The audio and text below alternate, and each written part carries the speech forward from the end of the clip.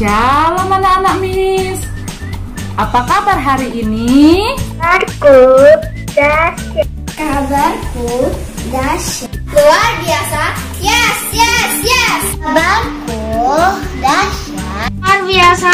Yes, yes, yes. Kabarku dahsyat. Kabarku dahsyat. Luar biasa. Yes, yes, yes.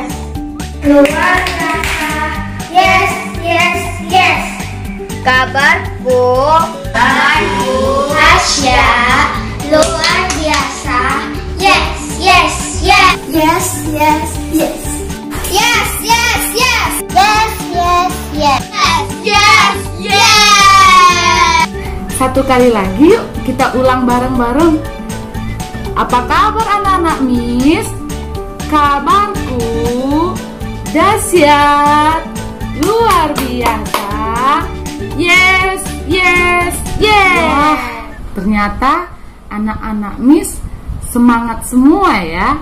Walaupun sudah beberapa minggu kita sudah tidak bertemu. Nah, Miss juga senang sekali karena anak-anak Miss tetap dalam keadaan sehat, dahsyat, luar biasa, tetap semangat di rumah masing-masing.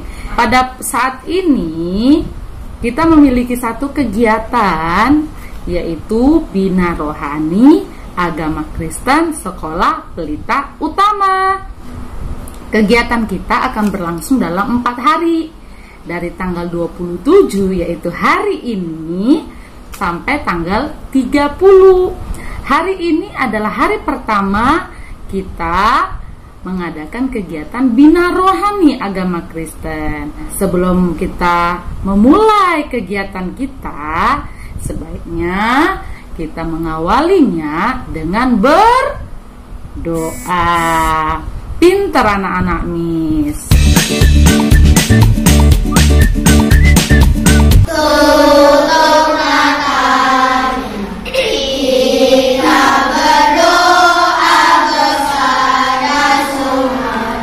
Ikutin Miss berdoa ya. Lipat tangan dan tutup matanya. Mari kita berdoa. Tuhan Yesus, terima kasih buat hari ini, karena Engkau sungguh baik.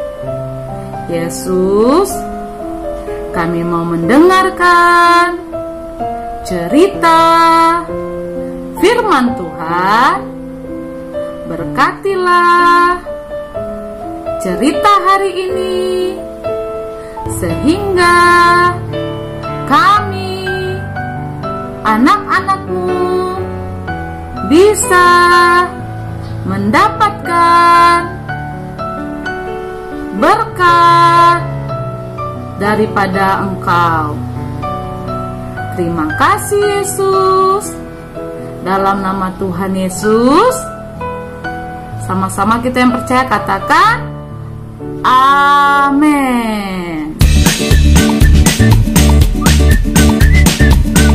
Firman Tuhan kita kali ini Miss awali dengan bertanya kepada anak-anak Miss. Kira-kira siapa yang tahu ada 5 hari besar agama Kristen? Ayo, siapa yang tahu? Miss kasih waktu ya 5 detik untuk berpikir loh. Oke?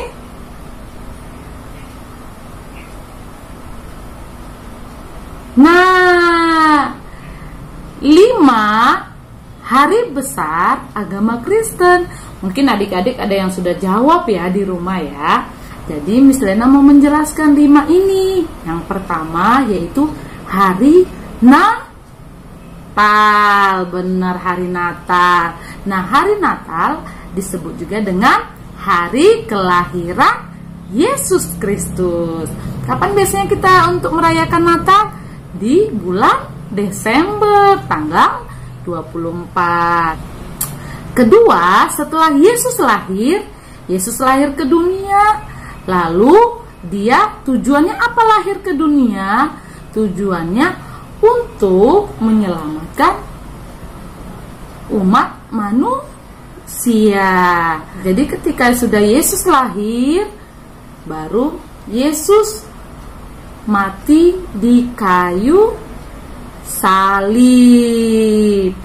Itu adalah hari kedua. Hari kedua atau hari besar kedua umat Kristen, yaitu hari kematian Yesus, atau kita sebut Jumat Agung yang sudah kita lalui tanggal 10 April yang lalu. Yesus mati untuk menebus dosa-dosa Miss, dosa-dosa guru-guru, dosa-dosa anak-anak Miss, bahkan dosa-dosa semua umat manusia. Sehingga ketika Yesus mati di kayu salib untuk menebus dosa kita semua, dengan darahnya dosa kita sudah lunas dibayar oleh Yesus. Ketika Yesus disalibkan pada hari yang ketiga, Yesus bangkit. Yesus bangkit pada hari yang ketiga, sehingga hari besar ketiga umat Kristen adalah kebangkitan Tuhan Yesus. Setelah Yesus bangkit dari kematian, selama 40 hari Yesus berada di bumi. Dan ketika hari ke-40 Yesus naik ke surga. Itulah yang kita akan rayakan nanti setelah dari tanggal 12, 40 hari kemudian Yesus naik ke surga, yaitu hari kenaikan Yesus Kristus. Itulah hari keempat, hari besar agama Kristen, yaitu hari kenaikan. Iya, betul, Yesus Kristus. Setelah Yesus naik ke surga, yaitu sekarang kita hari kelima, yaitu hari besar agama Kristen, yaitu hari pencurahan Roh Kudus. Ketika hari ke-40 Yesus naik ke surga, Yesus berjanji tidak akan meninggalkan anak-anaknya, tidak akan membuat anak-anaknya menjadi anak yatim piatu. Tapi Yesus akan mengirimkan satu roh, yaitu Roh Kudus, roh penghibur, yang akan senantiasa menyertai Miss, menyertai anak-anak Miss, menyertai semua orang yang percaya, yang mengasihi Yesus sebagai Tuhan dan Juru Selamat hidupnya. Sehingga itulah 5 hari besar agama Kristen. Nah, Miss ulang ya. Yang pertama tadi adalah hari Natal, yaitu hari kelahiran Yesus. Yang kedua apa? Benar. Yang kedua adalah hari kematian Yesus, yaitu yang kita peringati Jumat Agung tanggal 10 April yang lalu sudah lewat. Yesus mati, disalibkan untuk menebus dosa-dosa umat manusia. Setelah Yesus mati, pada hari yang ketiga Yesus benar, Yesus bangkit. Yesus bangkit, dan ketika Yesus bangkit, selama 40 hari Yesus berada di bumi, maka di hari ke-40 Yesus naik ke surga. Nah, ketika Yesus sudah naik ke surga, dia mengirimkan satu roh, yaitu Roh Kudus, roh penghibur, kepada setiap umat-umat yang ditinggalkannya, karena Yesus tidak mau umat-umatnya, anak-anaknya menjadi anak yatim piatu, sehingga Yesus memberikan Roh Kudus. Itulah hari kelima, yaitu hari pencurahan Roh Kudus. Nah, ketika sudah menjelaskan secara singkat 5 hari besar agama Kristen, kita sekarang masuk dalam kebenaran firman Tuhan yang akan membaca Alkitab. Mari kita buka Alkitab yang ada di rumah. Anak-anak Miss buka Alkitabnya dari Yohanes pasal 20, ayatnya yang ke-24 sampai ayatnya yang ke-29. Miss akan bacakan dari sini, tapi anak-anak Miss juga harus bacakan ya di rumah ya. Ikutin Miss juga membaca. Oke. Yohanes pasal 20 ayat 24 sampai ayat yang ke-29. Yesus menampakkan diri kepada Thomas. Tetapi Thomas, seorang dari ke-12 murid itu, yang disebut Didimus tidak ada bersama-sama mereka. Ketika Yesus datang ke situ, maka kata murid-murid yang lain itu kepadanya, "Kami telah melihat Tuhan." Tetapi Thomas berkata kepada mereka, "Sebelum aku melihat bekas paku pada tangannya, dan sebelum aku mengacukan jariku ke dalam bekas paku itu, dan mencucukkan tanganku ke dalam lampungnya, sekali-kali aku tidak akan percaya." 8 hari kemudian, murid-murid Yesus berada kembali dalam rumah itu, dan Thomas bersama-sama dengan mereka. Sementara pintu-pintu terkunci, Yesus datang dan ia berdiri di tengah-tengah mereka dan berkata, "Damai sejahtera bagi kamu." Kemudian ia berkata kepada Thomas, "Taruhlah jarimu di sini dan lihatlah tanganku. Ulurkanlah tanganmu dan cucukkanlah ke dalam lambungku, dan janganlah engkau tidak percaya lagi, melainkan percayalah." Thomas menjawab dia, "Ya Tuhanku dan Allahku." Kata Yesus kepadanya, "Karena engkau telah melihat aku, maka engkau percaya. Berbahagialah mereka yang tidak melihat namun percaya." Dalam pembahasan firman Tuhan kita pada kali ini, pada hari ini, Miss mau menjelaskan satu hal, bahwa hendaknya sebagai anak-anak Tuhan, kita hidup berpandangan kepada Tuhan Yesus. Kita hidup percaya kepada Tuhan Yesus. Kita hidup hanya mengandalkan Tuhan Yesus. Nah, di sini dikatakan bahwa ketika Yesus melihat Thomas, Yesus berkata kepada Thomas, "Taruhlah jarimu." Dikatanya, "Taruhlah jarimu di sini, di bekas paku yang ada di tangan Yesus. Nah, dan lihatlah tanganku. Ulurkanlah tanganmu dan cucukkanlah ke dalam lambungku, dan janganlah engkau tidak percaya lagi, melainkan percayalah." 8 dikatakan Thomas, "Ya Tuhanku dan Allahku." Di sini baru Thomas percaya. Thomas baru percaya bahwa Yesus adalah Tuhan, Yesus adalah Allahnya yang mati dan bangkit pada hari yang ketiga. Nah, ketika di sini, ketika Thomas sudah menyadari bahwa Allahnya itu, Yesus adalah Allahnya yang benar, maka kata Yesus kepada Thomas di sini, "Karena engkau telah melihat aku, maka engkau percaya. Berbahagialah mereka yang tidak melihat namun namun percaya." Nah, kebenaran firman Tuhan kita yang singkat pada saat ini, apa yang harus kita ambil anak-anak? Yang harus kita petik dari kebenaran firman Tuhan kita hari ini adalah, teruslah percaya kepada Tuhan walaupun kita tidak melihat.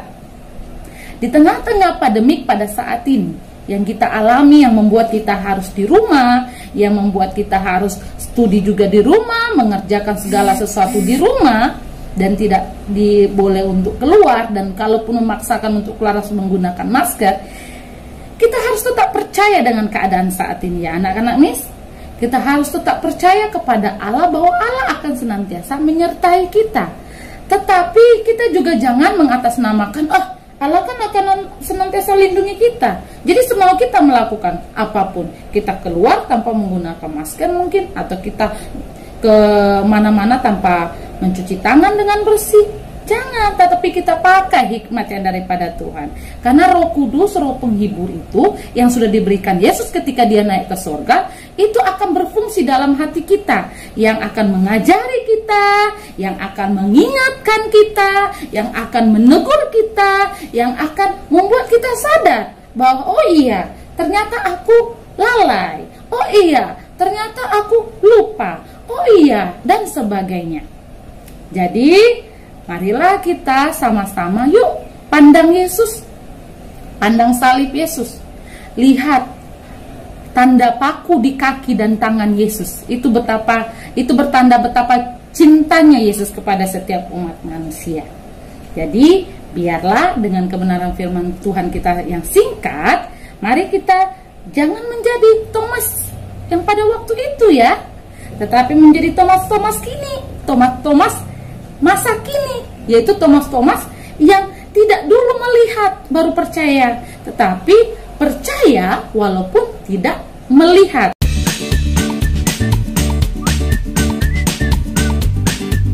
semuanya. Nah, kita sudah mendengarkan firman Tuhan melalui video yang barusan kita saksikan bersama-sama. Sekarang, Miss mau ajak kalian untuk bernyanyi bersama-sama. Ingat nggak lagunya Kasih Yesus? Ingat nggak? Nah, sekarang Miss mau ajak kalian nyanyi itu plus pakai gerakan. Ingat ya, pakai gerakan, oke? Ikutin Miss Winda ya. Kasih Yesus indah, indah, oh indah. Kasih Yesus indah, indah, oh indah. Lebih indah dari pelangi, lebih indah dari bintang di langit, lebih indah dari bunga di taman. Oh Yesusku, oh Yesusku. Nah, sekarang Miss Winda mau mengajak semuanya untuk berdoa bagi bangsa Indonesia. Kalian tahu kan, wabah yang saat ini melanda kota kita itu adalah pandemi virus corona. Miss mau ajak kita berdoa agar bangsa kita Indonesia mengalami pemulihan daripada Tuhan. Kita sama-sama berdoa, kita lipat tangan kita tutup mata kita, dan jangan lupa ikuti doa Miss Winda. Bapa Surgawi, kembali kami mengucap syukur untuk setiap kebaikan-Mu dan rahmat-Mu yang kami rasakan melalui pengorbanan-Mu di atas kayu salib. Bapa, kami mau berdoa terkhusus untuk pandemi virus corona yang sedang terjadi di kota kami. Biarlah dengan kasih Tuhan dan bahkan pemulihan yang daripada Tuhan memulihkan bangsa kami. Dengan yakin dan percaya kami akan terima janjinya Tuhan. Haleluya, amin.